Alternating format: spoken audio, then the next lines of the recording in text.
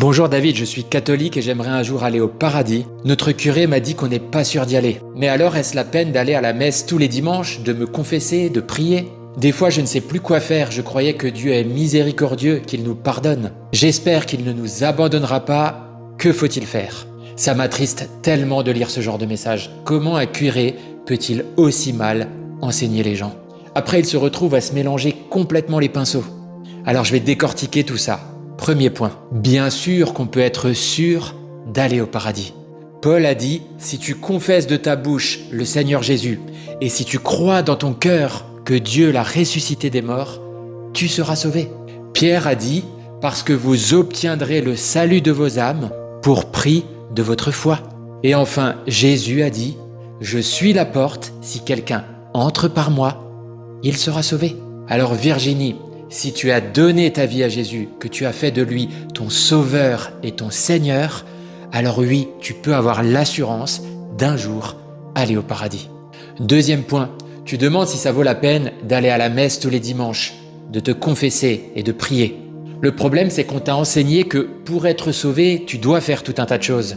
Or, nous ne sommes pas sauvés au travers de tout ce que nous faisons, mais par la grâce seule de Dieu au travers du sacrifice de Christ. Parce que si c'était parce que nous ferions que nous pourrions obtenir le salut, ça serait un salut qu'on obtiendrait par nous-mêmes.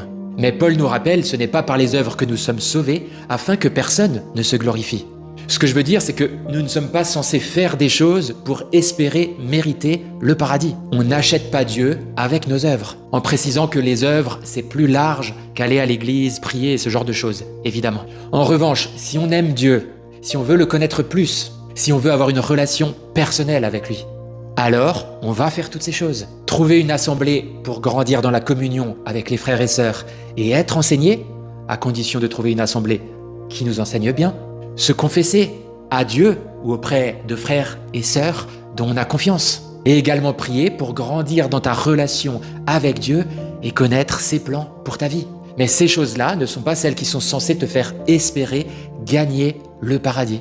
Le paradis ne se gagne pas, il est offert par la grâce de Dieu. Troisième point, tu pensais que Dieu est miséricordieux et tu espères qu'il ne nous abandonnera pas.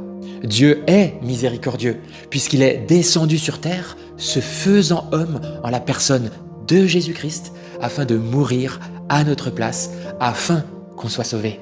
Si ça, c'est pas de la miséricorde et même de l'amour, Dieu n'abandonne personne, il a déjà tout accompli pour chacun de nous sur la terre. C'est nous qui l'abandonnons. Et ceux qui l'abandonnent ou ne veulent pas de lui, alors ceux-ci ne pourront effectivement pas hériter du royaume de Dieu. Sois béni.